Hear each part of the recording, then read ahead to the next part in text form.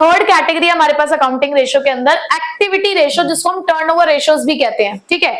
ये भी one of the important ratio है। इसमें जो स्टार्टिंग की कुछ रेशियोज हैं उसमें थोड़ा सा आपको ज्यादा टाइम लगेगा पढ़ने में, बाकी की जो लास्ट की रेशियोज है वो बहुत ईजी है, ठीक है।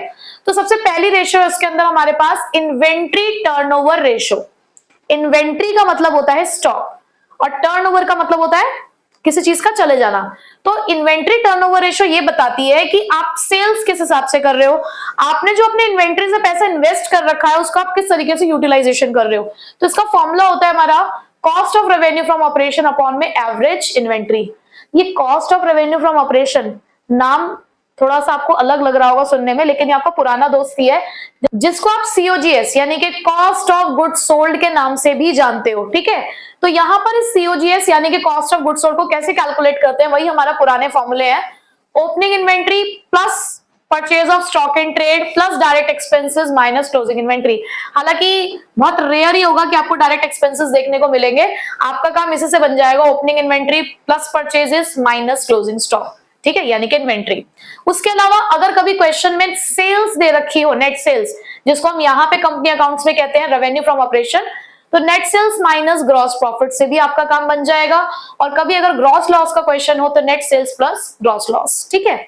ये तीनों फॉर्मूले एक नॉन मैन्युफैक्चरिंग कंपनी के होते हैं, बट अगर अभी आपको क्वेश्चन मैन्युफैक्चरिंग कंपनी का आता है तो उसके लिए थोड़ा सा फॉर्मूला हमारा चेंज हो जाता है। जनरली ऐसी चीज ना वो एमसीक्यू में भी पूछ लेते हैं कि नॉन मैन्युफैक्चरिंग कंपनी के लिए कॉस्ट ऑफ गुड्स सोल्ड कैसे कैलकुलेट होता है।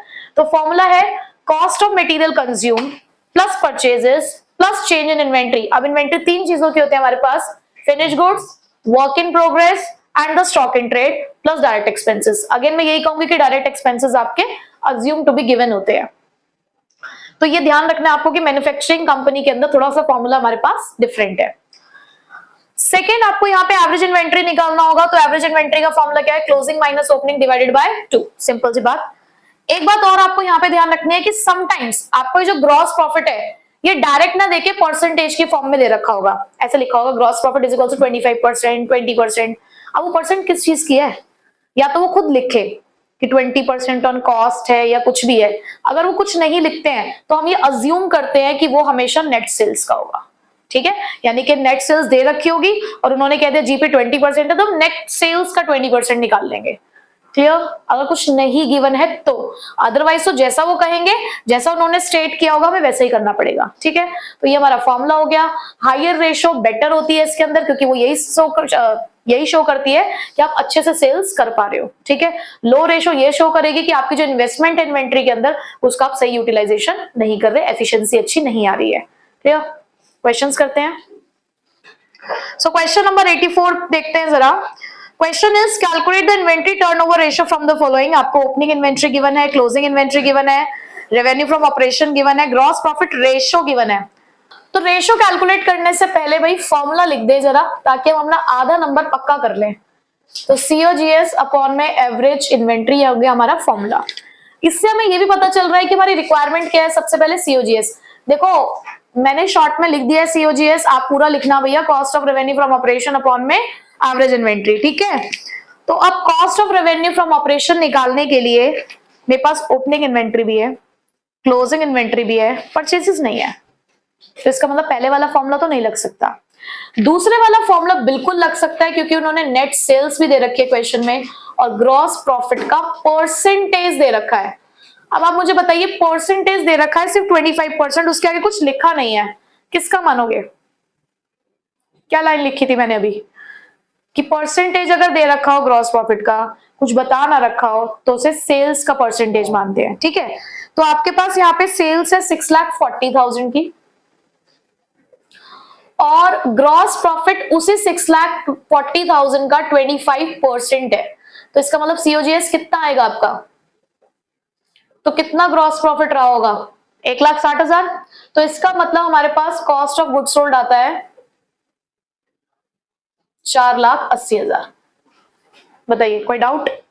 उसके बाद हमें चाहिए एवरेज इन्वेंट्री। अब एवरेज इन्वेंट्री का फॉर्मूला क्या होता है? Opening inventory plus closing inventory divided by 2। तो हमारे पास यहाँ पर ओपनिंग इन्वेंट्री है 58,000, क्लोजिंग इन्वेंट्री हमारे पास 62,000, होल डिवाइडेड बाय 2। तो 1,20,000 डिवाइडेड बाय 2 which means 60,000 दोनों चीजें मिल गई है। आप यहाँ पे पुट करिए फ्लैग 80,000 डिवाइडेड बाय 60,000, तो ये आएगा आपका 8 टाइम्स। जितनी भी इन्वेंट्री रेशियोज हैं वो सारी टाइम्स में ही कैलकुलेट की जाएंगी। नेक्स्ट आ जाइए अब क्वेश्चन नंबर 86 पे। क्वेश्चन है revenue from operation 4 lakh, gross profit 1 lakh, closing inventory 1,20,000, excess of closing inventory over opening inventory 40,000, calculate inventory turnover ratio. अब भाई पहले मैं तो बाद में देखूंगी क्या चीज है, मुझे तो रेशियो का फॉर्मूला लिखना है सबसे पहले। सो आईटीआर का फॉर्मूला हो गया cost of goods sold upon में average inventory.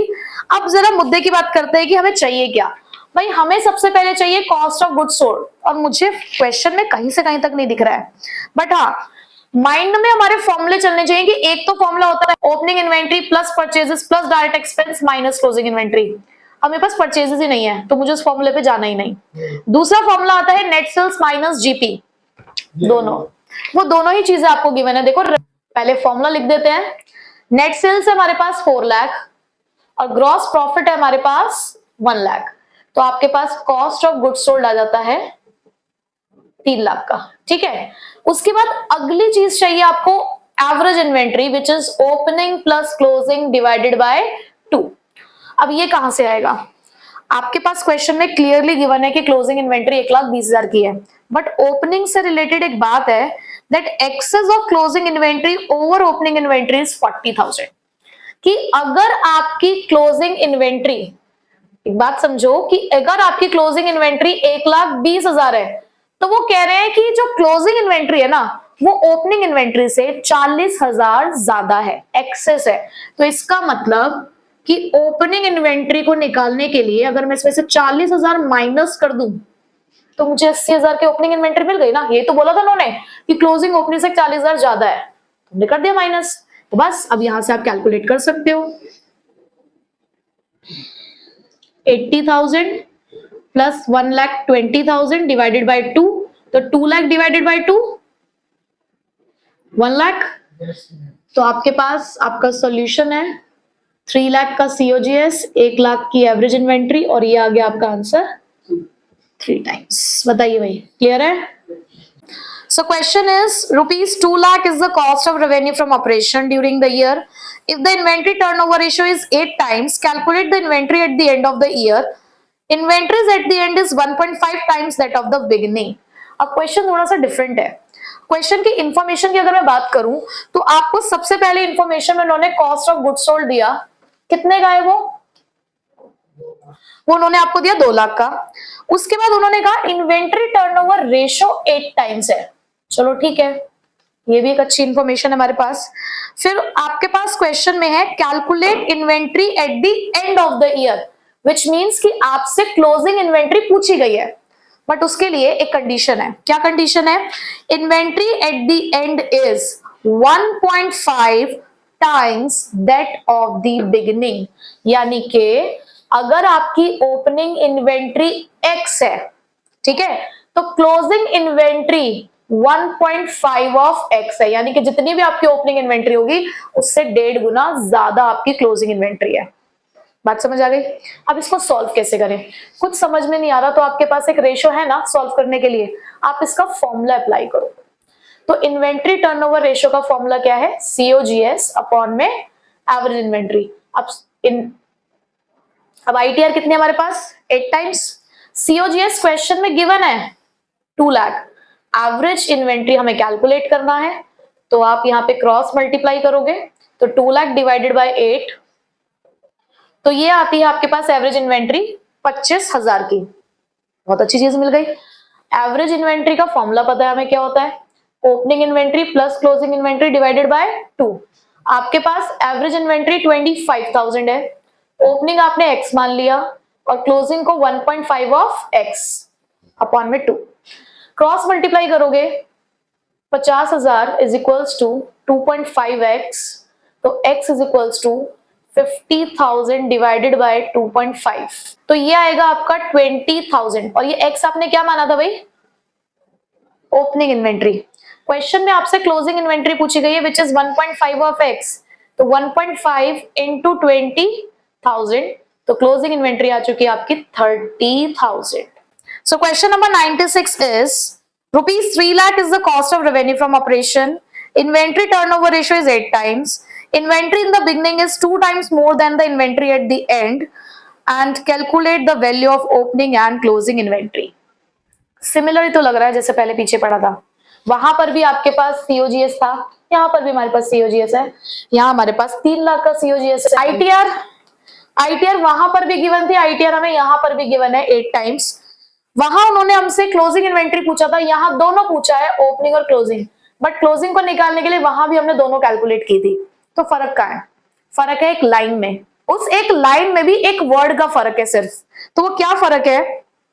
Inventory in the beginning is 2 times more than that at the and. ये जो वर्ड आ गया ना मोर, इसकी वजह से क्वेश्चन थोड़ा डिफरेंट हो गया। जो मेरा प्रीवियस क्वेश्चन था उसमें उन्होंने बोला कि जो क्लोजिंग इन्वेंट्री है वो ओपनिंग का 1.5 टाइम्स है, बट यहां उन्होंने ये बात बोली कि अगर आपकी क्लोजिंग इन्वेंट्री X है तो ओपनिंग इन्वेंट्री उससे 2 टाइम्स ज्यादा है। एक चीज है बोल रहे हो 2 टाइम्स मोर, और एक में बोल रहे हो सिर्फ 2 टाइम्स, 2 गुना नहीं है, 2 गुना ज्यादा है। यानी कि जितनी क्लोजिंग इन्वेंट्री है उतना तो है ही, उसका 2 टाइम्स और है। बात समझ आ गई? ये जो मोर वर्ड आ गया है इसकी वजह से आपको क्या करना है कि एज इट इज वो तो आपको प्लस करना ही है, बट जितना टाइम्स वो ज्यादा है वो भी साथ में प्लस होगा। ठीक है, तो ये चीज ध्यान रखिएगा, बहुत ध्यान रखने वाली बात है, इसलिए मैंने एक साथ ही आपको ये दोनों क्वेश्चंस करा रही हूँ। ठीक है, तो हमारी ओपनिंग इन्वेंट्री कितना हुआ फिर? 3 टाइम्स ऑफ क्लोजिंग इन्वेंट्री। बस अब बाकी करने का तरीका सेम है, यहाँ पर भी ITR COGS अपॉन में एवरेज इन्वेंट्री, ये आपको 8 दे रखा है, COGS आपके पास ऑलरेडी है 3 लाख, एवरेज इन्वेंट्री आप निकाल लोगे, 3 लाख डिवाइडेड बाय 8 लाख, आगे आपके पास 37,500। अब आपके पास क्या है? Average inventory. एवरेज इन्वेंट्री का फॉर्मूला क्या है? Opening plus closing divided by 2।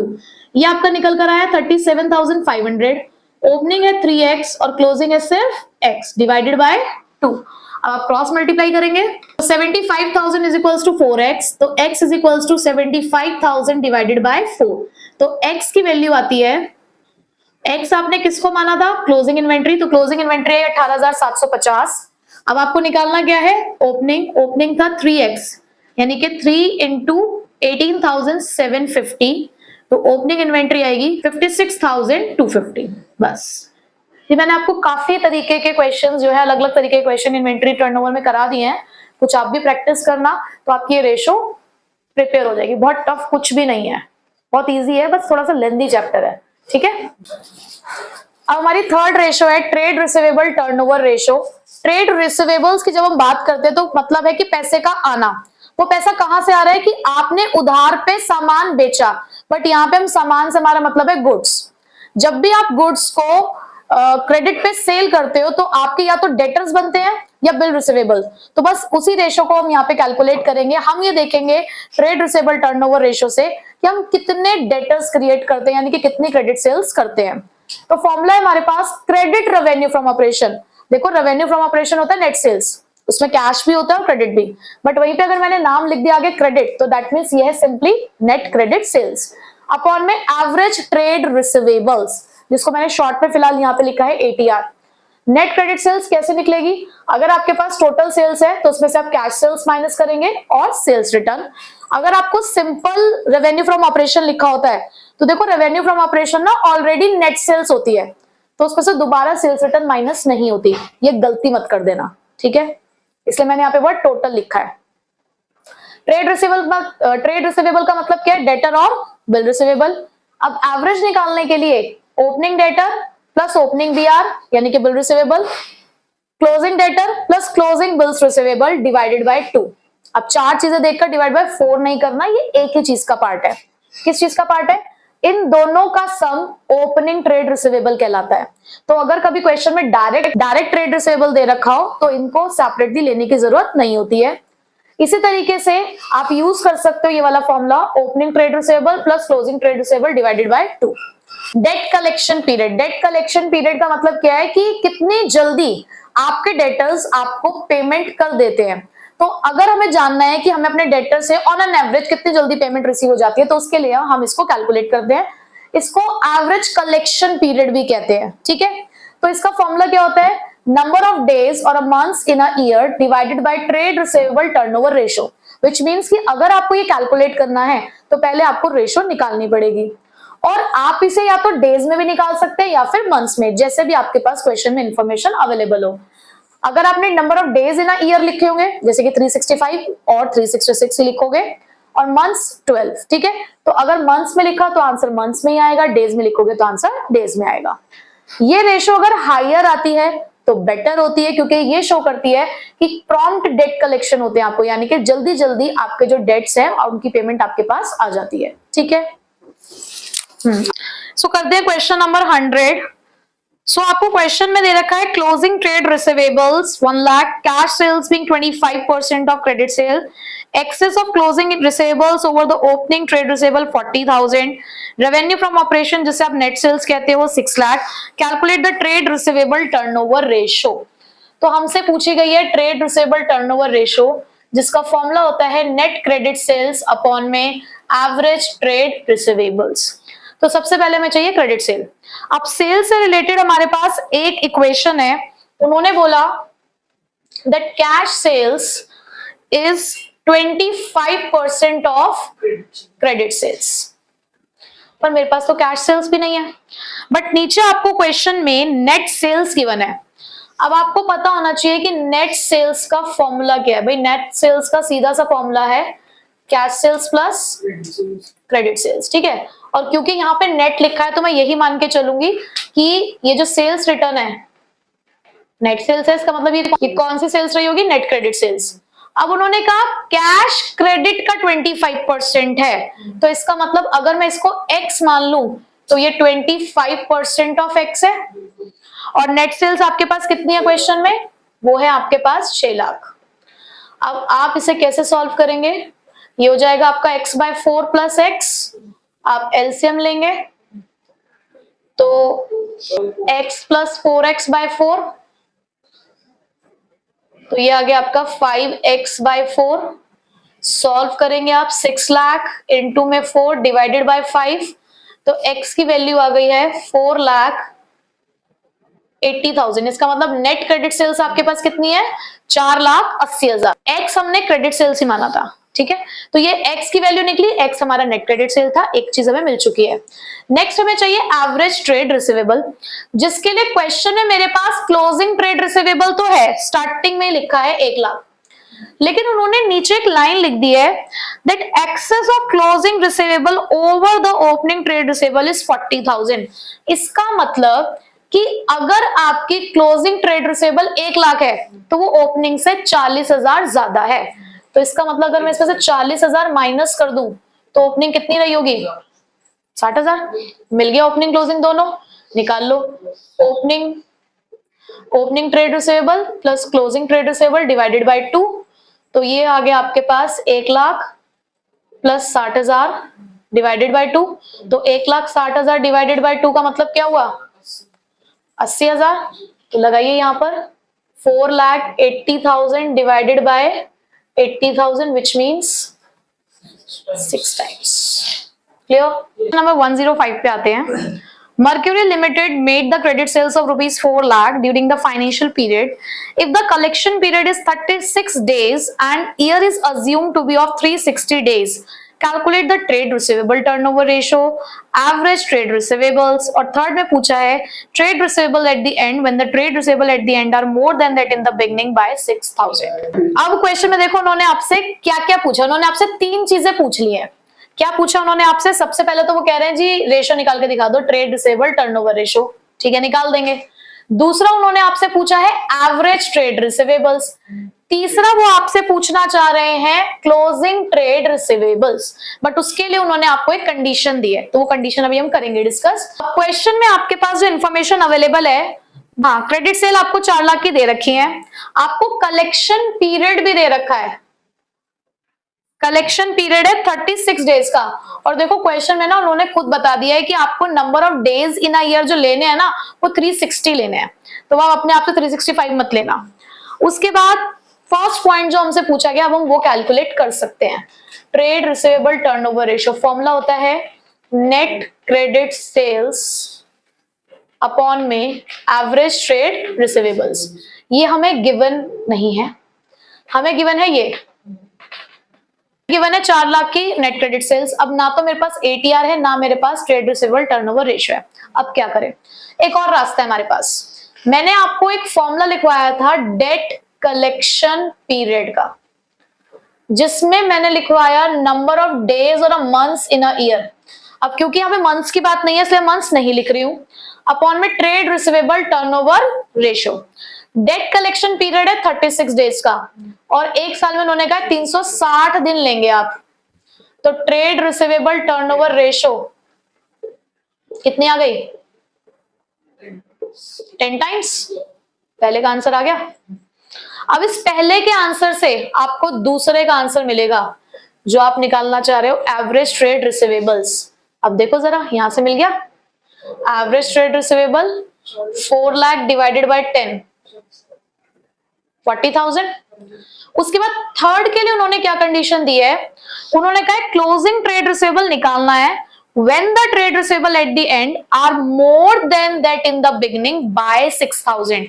यानी कि अगर आपका ओपनिंग ट्रेड रिसीवेबल x है तो closing trade receivable x plus x plus 6,000 है। तो अब आपके पास एवरेज वाले का फॉर्मूला है opening plus closing divided by 2। ये आपके पास 40,000 आ चुका है। इसे आपने x प्लस 6,000 मान लिया है तो उधर जाके हो जाएगा 80,000। 80,000 is equals to 2x plus 6,000। तो 2x इज इक्वल्स टू 74,000। तो x की वैल्यू कितनी आई? 37। x की वैल्यू आ गई 37,000 और x आपने किसको माना था? ओपनिंग को। तो क्लोजिंग कितना होगा? 37,000 प्लस 6,000। तो क्लोजिंग की वैल्यू आ गई 43,000। ठीक है। क्वेश्चन नंबर 108 है ₹1,75,000 is the credit revenue from operation. यानी कि आपको दे रखी है net credit sales. If trade receivable turnover ratio is 8 times, आपको रिसीवेबल रेशियो गिवन हो गई है। Calculate the trade receivable in the beginning at the end of the year. Trade receivable at the end is 7,000 more than that in the beginning. Simple सा question है। आपको question में एक तो net credit sales given है और trade receivable turnover ratio भी given है। तो सबसे पहले इसी का फॉर्मूला लगा के जो निकल सकता है उसे निकाल लेते हैं। ये आपके पास 8 टाइम्स है। नेट क्रेडिट सेल्स है हमारे पास 1,75,000। तो एवरेज ट्रेड रिसीवेबल्स आएंगे 1,75,000 डिवाइडेड बाय 8। तो एवरेज ट्रेड रिसीवेबल्स आ चुके हैं 21,875। अब आपसे क्वेश्चन में ओपनिंग और क्लोजिंग ट्रेड रिसीवेबल्स पूछे गए हैं। अब ओपनिंग क्लोजिंग ट्रेड रिसीवेबल्स निकालने के लिए आपके पास एवरेज ट्रेड रिसीवेबल का फॉर्मूला है। उसके लिए हमारे पास कुछ तो बेस होना चाहिए। तो बेस के लिए उन्होंने हमें एक लाइन लिखी हुई है। वो लाइन है कि आपके जो क्लोजिंग के ट्रेड रिसीवेबल्स है वो ओपनिंग से 7,000 ज्यादा है। इसका मतलब अगर मैंने ओपनिंग को x माना तो क्लोजिंग x प्लस 7,000 है। तो आप मल्टीप्लाई करोगे तो ये आएगा आपका 43,750 और 2x प्लस 7,000। तो 2x इज इक्वल्स टू 7,000 उधर जाके होगा माइनस 36,750। तो x की वैल्यू आ जाएगी 36,750 डिवाइडेड बाय 2। तो हमारे पास x की वैल्यू आ गई है 18,375 और ये निकल चुका है ओपनिंग ट्रेड रिसीवेबल। अब आप क्लोजिंग को कह रहे हो कि वो आप उससे 7,000 ज्यादा है। क्या आ गया 25,375। ठीक है। तो ये मैंने आपको 3 तरीके के क्वेश्चंस कराए जो आपने ट्रेड रिसीवेबल टर्नओवर रेशियो में देखे। आपको कुछ और क्वेश्चंस भी दिख रहे होंगे, बहुत स्लाइड सा चेंज है, अदरवाइज क्वेश्चन सारे सेम ही है इसके अंदर। ठीक है। तो हमारे पास अब थर्ड रेशो है ट्रेड पेबल्स टर्नओवर रेशो। जैसे ट्रेड रिसीवेबल टर्नओवर रेशो ये बताती है कि कितने हमारी नेट क्रेडिट सेल्स हुई हैं, यानी कि कितने हमारे डेटर्स क्रिएट हुए और वो कैसे कैसे पेमेंट कर रहे हैं हमें। उसी तरीके से पेबल टर्नओवर रेशो ये बताती है कि हमारे क्रेडिटर्स हमें कितना क्रेडिट अलाउड कर रहे हैं और कितने टाइम पीरियड के लिए अलाउड कर रहे हैं। तो यहाँ पे आप रिलेशनशिप पढ़ेंगे between the net credit purchases and average trade payables. ये रेशो भी आपकी टाइम्स में निकलेगी। जितने भी टर्नओवर रेशोज हैं वो आपकी टाइम्स में कैलकुलेट होगी। जब हम बात करते हैं नेट क्रेडिट परचेजेस की तो उसका सीधा सा मतलब है टोटल परचेजेस में से कैश परचेजेस माइनस करनी है और परचेज रिटर्न भी माइनस करनी है। एवरेज ट्रेड पेबल्स कैसे निकालेंगे, क्योंकि देखो ट्रेड पेबल्स में दो चीजें होती हैं, क्रेडिटर और बिल्स पेबल। तो अगर आपको दोनों चीजें गिवन है तो दोनों के ओपनिंग बैलेंसेस यानी कि opening creditors plus opening bills payable plus closing creditors plus closing bills payable whole divided by 2। या फिर अगर आपको सीधे ट्रेड पेबल्स दे रखे हैं तो opening trade payables plus closing trade payables divided by 2। यहां पर एवरेज पेबल पीरियड भी कैलकुलेट करने के लिए आ सकता है, यानी कि कितने टाइम पीरियड के लिए आपको क्रेडिट अलाउड किया जाता है। तो उसके लिए सेम फॉर्मूला जैसे रिसीवेबल में पढ़ा था, नंबर ऑफ डेज और months in a year upon में वहां ट्रेड रिसीवेबल टर्नओवर रेशियो थी, तो यहाँ ट्रेड पेबल्स टर्नओवर रेशियो है। आंसर आपका डेज और मंथ्स में आएगा। अगर ये रेशियो हायर आती है तो ये इस बात का इंडिकेशन है कि आपको कम टाइम के लिए पीरियड अवेल किया जा रहा है, और अगर लो रेशियो आएगी तो इसका मतलब है कि क्रेडिटर्स आपको ज्यादा टाइम के लिए क्रेडिट अलाउड कर रहे हैं। ठीक है, अब इनके क्वेश्चंस कर लेते हैं, उससे आपको ज्यादा क्लैरिटी हो जाएगी। So trade payable turnover ratio के लिए मैं आपको फिलहाल एक ही क्वेश्चन करा रही हूँ, और एक ही क्वेश्चन आपका सफिशिएंट है, क्योंकि रिसीवेबल्स में उसी की तरह आपने क्वेश्चंस किए हैं और बहुत ज्यादा क्वेश्चंस भी नहीं है और बहुत ज्यादा बार पेबल रेशियो पूछी भी नहीं गई है। ठीक है, तो बस एक आपका डाउट क्लियर हो जाएगा, तो इसलिए हम 114 क्वेश्चन कर रहे हैं बस। तो देखो क्वेश्चन है, क्लोजिंग ट्रेड पेबल्स दे रखे हैं आपको 5,40,000, नेट परचेजेस है आपके पास 43,20,000, कैश परचेजेस 10,80,000, आपको निकालनी है ट्रेड पेबल टर्नओवर रेशियो। तो फॉर्मूला क्या है ट्रेड पेबल टर्नओवर रेशियो का, नेट क्रेडिट परचेजेस अपॉन में एवरेज ट्रेड पेबल्स। ठीक है, आपको नेट क्रेडिट परचेजेस चाहिए, तो इस चीज का ध्यान देंगे कि अगर क्वेश्चन में नेट परचेजेस दे रखी है तो इसका मतलब अभी उसमें कैश परचेजेस भी है। तो आपके पास क्वेश्चन में इंफॉर्मेशन पूरी अवेलेबल है ना, आप निकालो पहले नेट क्रेडिट परचेजेस। कैसे निकालोगे, आपको क्वेश्चन में गिवन है नेट परचेजेस और कैश परचेजेस भी गिवन है, क्योंकि परचेजेस में कैश और क्रेडिट दोनों आती हैं। ठीक है, तो आपके पास नेट क्रेडिट परचेजेस कितने की है, 43,20,000, और उसमें से माइनस कर रहे हैं 10,80,000, 32,40,000। सो नेट क्रेडिट परचेजेस आ गई है आपकी 32,40,000। अब एक बात का ध्यान रखना, क्योंकि इस क्वेश्चन में तो मुझे कैश परचेजेस गिवन थी तो मैंने माइनस कर ली। समटाइम्स ऐसा भी हो सकता है कि सिर्फ नेट परचेजेस देके छोड़ देंगे और आप कैश परचेजेस निकालने का कोई तरीका नहीं होगा, तो उस केस में नेट परचेजेस को ही नेट क्रेडिट परचेजेस मानेंगे। ठीक है, अब यहाँ पे मुझे एवरेज ट्रेड पेबल चाहिए, उसका फॉर्मूला होता है opening trade payable plus closing trade payable divided by 2। पर क्वेश्चन में ध्यान दो तो सिर्फ क्लोजिंग ट्रेड पेबल दे रखा है, ओपनिंग से रिलेटेड कोई इंफॉर्मेशन भी नहीं है। जैसे हम रिसीवेबल्स में देख रहे थे कि एक्सेस वाली बात लिखी थी कि excess of closing trade receivables over opening trade receivables, ऐसी कोई लाइन भी नहीं है, तो मैं एवरेज निकालू कैसे।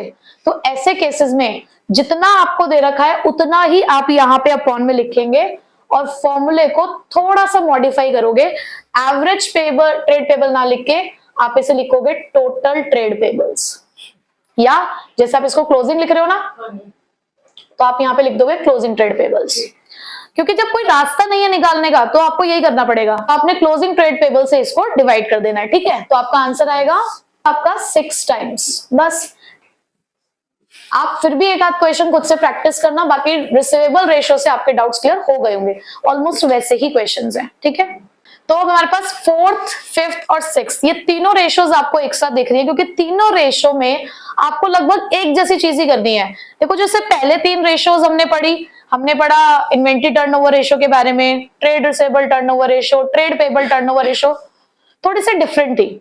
लेकिन ये तीनों रेशियो क्या कहती है, इनके नाम से इनका काम और इनका फॉर्मूला अपने आप बन रहा है। जितनी भी आपने और टर्नओवर रेशियोज पढ़ी है उसमें आपने एक चीज और कॉमन देखी होगी कि नेट सेल का सब जगह रोल है। तो यहां पर भी देखो, जब वर्किंग कैपिटल टर्नओवर रेशियो है तो फॉर्मूला है नेट सेल्स अपॉन में वर्किंग कैपिटल, जिसको आप रेवेन्यू फ्रॉम ऑपरेशन कहते हैं, वो नाम नहीं भूलना है आपको। फिक्स एसेट्स टर्नओवर रेशियो है तो net sales upon fix assets हो गया। जब नेट एसेट्स टर्नओवर रेशियो हुआ तो आपने कहा नेट सेल्स अपॉन में net assets.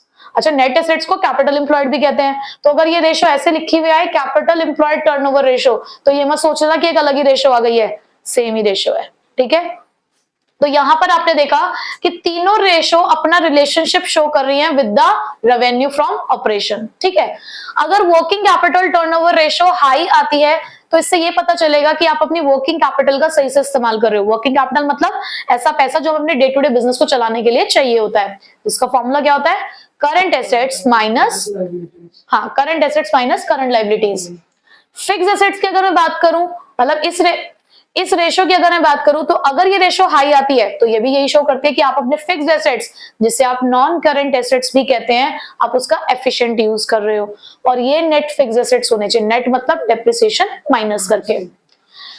Net assets turnover ratio ये शो करता है कि आप अपने नेट एसेट्स, यानी कि जो आपने कैपिटल एम्प्लॉय की है अपने बिजनेस के अंदर, आप उसका सही इस्तेमाल कर रहे हो, जिससे आपके कंपनी की प्रॉफिटेबिलिटी और लिक्विडिटी भी अच्छी शो होगी। ठीक है, तो तीनों ही रेशोज के हमें थोड़े थोड़े एकाध क्वेश्चंस करने हैं, क्योंकि बहुत ज्यादा टिपिकल रेशोज नहीं है। तो क्वेश्चंस करते हैं और थोड़ा सा क्लियर करते हैं कॉन्सेप्ट। सो क्वेश्चन नंबर 119 करते हैं। क्वेश्चन में क्या क्या गिवन है? Equity share capital 15 lakh, gross profit on revenue from operation 33.1/3%, cost of revenue from operation 20 lakh, current assets 10 lakh, current liabilities 2,50,000, working capital turnover ratio calculate करनी है। सबसे पहले फॉर्मूला क्या होता है भाई? फॉर्मूला होता है रेवेन्यू फ्रॉम ऑपरेशन अपॉन में वर्किंग कैपिटल। तो सबसे पहले मुझे चाहिए सेल्स। अब क्वेश्चन में आपके पास सेल्स तो डायरेक्टली गिवन नहीं है, बट आपके पास एक तो परसेंटेज है ग्रॉस प्रॉफिट की। क्वेश्चन में आपसे कहा गया कि ग्रॉस प्रॉफिट ऑन सेल्स जो है वो 33.1/3% है, और कॉस्ट ऑफ गुड्स सोल्ड कितना है हमारे पास? 20 लाख। ठीक है, अब मैंने आपको एक चीज पहले भी समझाई हुई कि इस तरीके के फ्रैक्शन को कैसे सॉल्व करते हैं। मिक्स फ्रैक्शन है, 33 × 3 99 प्लस 100, 100/3। जब परसेंटेज हटाओगे वो अपॉन में जाएगा, तो ये कुछ नहीं है, ये जस्ट 1/3 है। ठीक है, अब मैं आपको बहुत डायरेक्ट तरीका बताती हूँ, ये तरीका पहले भी समझाया हुआ है मैंने, कॉस्ट और सेल्स वाली बात। अगर कोई चीज कॉस्ट की 1/3 है, अगर कोई चीज कॉस्ट की परसेंटेज है, तो उसको सेल्स में कैसे कन्वर्ट करते हैं और सेल्स को कॉस्ट में कैसे कन्वर्ट करते हैं वो सीखो। इन्होंने कहा जीपी आपके सेल्स का 1/3 है, सेल्स का 1/3, तो वो कॉस्ट का कितना होगा? सबसे पहले न्यूमरेटर एज इट इज 3 - 2, 3 - 1, इसका मतलब वो कॉस्ट का 1/2 होगा। अगर कभी आपको सेल के परसेंटेज से कॉस्ट पे जाना होता है तो न्यूमरेटर तो सेम होता है, डिनोमिनेटर के लिए डिनोमिनेटर माइनस न्यूमरेटर कर दिया करो, और वही चीज अगर यहां से यहां जाना हो तो रिवर्स हो जाएगा। Numerator same, 2 + 1 3। ठीक है, समझ आ गई बात? तो मुझे एक बात पता चल चुकी है कि अगर ग्रॉस प्रॉफिट सेल्स का 1/3 है तो वो कॉस्ट का कितना है? 1/2। तो मैं जीपी निकाल सकती हूँ ना, यानी कि 20 लाख का 1/2, इसका मतलब ग्रॉस प्रॉफिट है 10 लाख। अब ये मैंने क्यों निकाला? क्योंकि मुझे पता है कि नेट सेल का एक फॉर्मूला होता है COGS प्लस जीपी। अब मेरे पास COGS भी है 20 लाख और जीपी भी है 10 लाख, तो मुझे मेरी नेट सेल्स मिल गई हैं 30 लाख रुपीस की। कोई दिक्कत? अब दूसरी चीज हमें क्या चाहिए भाई? Working capital. वर्किंग कैपिटल का फॉर्मूला होता है current assets minus current liability. आपको क्वेश्चन में दोनों गिवन है, 10 लाख और 2.5 लाख, तो वर्किंग कैपिटल आ गई 7.5 लाख की। बस अब आपको क्या करना है? वैल्यूज प्लेस करनी है। ये हो गया आपका 30 लाख डिवाइडेड बाय 7,50,000, कितना आएगा? ये आ जाएगा आपका 4 टाइम्स।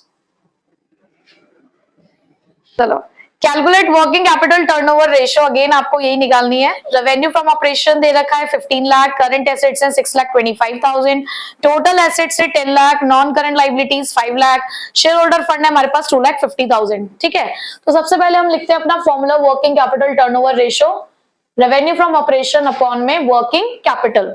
आपको क्वेश्चन में revenue from operation clearly given है 15 लाख, तो ये काम तुम्हारा आसान हो गया है। बट मुझे यहाँ पर वर्किंग कैपिटल गिवन नहीं है, और वर्किंग कैपिटल के लिए मुझे चाहिए current assets minus current liability. अब करंट एसेट्स तो है, बट करंट लायबिलिटी कैसे निकालें? चलो रास्ता निकालते हैं उसके लिए। आपको ना क्वेश्चन में टोटल एसेट्स गिवन है, और हमें अब ये बात पता है कि टोटल एसेट्स हमेशा टोटल लायबिलिटीज के बराबर होते हैं। तो अगर टोटल एसेट्स हमारे पास 10 लाख के हैं तो टोटल लाइबिलिटीज भी 10 लाख की नहीं होंगी। अब टोटल लाइबिलिटीज के अंदर क्या क्या आता है? Share holder fund, non current liability plus current liability.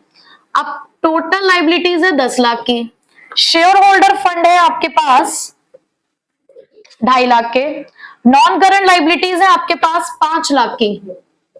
तो बहुत इजीली आप यहां से करंट लाइबिलिटी निकाल सकते हो। 10 लाख में से 7.5 लाख माइनस किए तो करंट लाइबिलिटी आपके पास आ गई है 2.5 लाख की। ठीक, अब लगाओ वर्किंग कैपिटल का formula, current assets minus current liability. Current assets 6,25,000, current liability 2.5 lakh, तो वर्किंग कैपिटल कितनी आई? 3,75,000। तो लगाइए फॉर्मूले में 3,75,000 यहाँ पे कितने टाइम्स? आंसर आ गया आपका 4 टाइम्स। चलो आ जाओ question number 126। So question number 126 देखेंगे और इसी से हमारी फिक्स्ड एसेट्स टर्नओवर रेशियो आपको समझ आ जाएगी। क्वेश्चन है capital employed 2,50,000, working capital 50,000, cost of revenue from operation किसका दूसरा नाम है? कॉस्ट ऑफ गुड्स सोल्ड का। ठीक है, वो 8 लाख है, ग्रॉस प्रॉफिट 2 लाख है, फिक्स्ड एसेट्स टर्नओवर रेशियो निकालनी है। तो देखो फिक्स्ड एसेट्स टर्नओवर रेशियो का फॉर्मूला होता है रेवेन्यू फ्रॉम ऑपरेशन अपॉन में फिक्स्ड एसेट्स। ठीक है, अब हमारे पास क्वेश्चन में कहीं से कहीं तक नेट सेल्स नहीं है, लेकिन नेट सेल्स का एक रिलेशन होता है दो चीजों से, कॉस्ट ऑफ गुड्स सोल्ड और ग्रॉस प्रॉफिट। बट ये दोनों चीजें आपको क्वेश्चन में गिवन है। आपके पास सीओजीएस है 8 लाख और ग्रॉस प्रॉफिट है आपके पास 2 लाख, तो आपकी नेट सेल्स आ गई है 10 लाख की। ठीक है, अब बात आती है फिक्स्ड एसेट की। अब फिक्स्ड एसेट्स तो दे नहीं रखे हमें, बट हाँ कैपिटल एम्प्लॉयड दे रखी है। अब यहां तक पहुंचने के बाद ना इतने फॉर्मूले आपको याद हो गए होंगे कि कैपिटल एम्प्लॉयड का एक फॉर्मूला होता है net fixed assets plus working capital. अब आपके पास कैपिटल एम्प्लॉयड कितने की है? 2.5 लाख की। नेट फिक्स्ड एसेट्स तो हमें चाहिए और वर्किंग कैपिटल है आपके पास 50,000, तो आपके नेट फिक्स्ड एसेट्स आ गए 2 लाख। ठीक है, तो हमारे पास नेट सेल्स आ गई हैं 10 लाख की, फिक्स्ड एसेट्स आए 2 लाख के, तो कितने टाइम्स? ये आ गया हमारे 5 टाइम्स। चलिए इसी के साथ ये वाली रेशियो तो कंप्लीट। ठीक है, अब हम लोग स्टार्ट करते हैं नेट एसेट्स टर्नओवर रेशियो के क्वेश्चन। साथ साथ ही कर लेते हैं, ज्यादा क्वेश्चंस करने की जरूरत नहीं पड़ेगी इसमें भी। करते हैं question number 129। Question is calculate the net assets of capital employed turnover ratio. आपको शेयर होल्डर फंड गिवन है 20 लाख के, इक्विटी शेयर कैपिटल है 10 लाख, रिजर्व्स एंड सरप्लस है आपके पास 10 लाख, 8% डिबेंचर्स है 10 लाख के और रेवेन्यू फ्रॉम ऑपरेशन जिसे आप नेट सेल्स कहते हैं वो है आपके पास 75 लाख। सबसे पहले फॉर्मूला क्या होता है?